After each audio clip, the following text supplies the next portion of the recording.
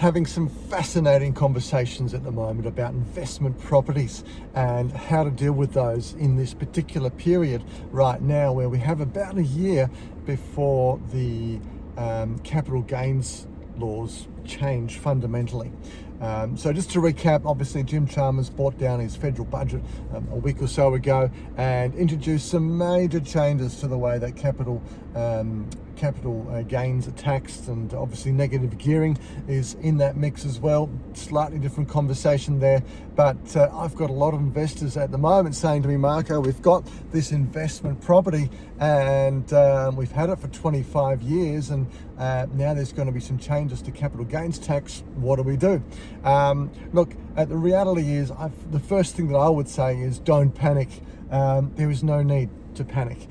We can do this in a structured way. The most important thing to look at is can you afford to keep this property, and will the change in the way that capital gains tax is calculated when you sell have enough of an impact for you to actually act right now, or at the very least in this year that you're transacting. If that is going to make a huge difference to your situation, by all means sell within the 12 months. Other than that, if you own the property and negative gearing doesn't bother you as much, you hold it freehold, who cares? Continue to hold. Obviously speak to your accountant and speak to your financial advisors. It's ever so important. But let's assume for a moment you do want to sell. The reality is, what we've got to do is structure this in such a way that you are selling that property when the property is vacant. Now you can do that because most leases are on a 12-month lease. So somewhere between now and June 2027, your tenancies, or the tenancy over the property, is going to come up for renewal. You just need to serve the 60-day notice. Let's vacate the property and let's get it on the market. So there is your opportunity.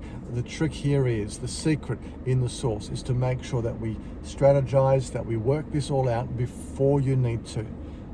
Let's do it in a calm manner, in such a way that you maximize the return on your dollar. There's absolutely no point whatsoever in panic selling right now and just selling something for the sake of it on something that hasn't even passed through both houses of parliament. There you have it, some thoughts. I'd love to hear what your thoughts are, what you're hearing out in the marketplace, what you're feeling. I know I've had a bunch of phone calls and one-on-ones with a lot of people, so if that's what you'd like to do as well, let me know. I'm here and available. And of course, I'm Marco Wenzel from Harris Real Estate, here if you need.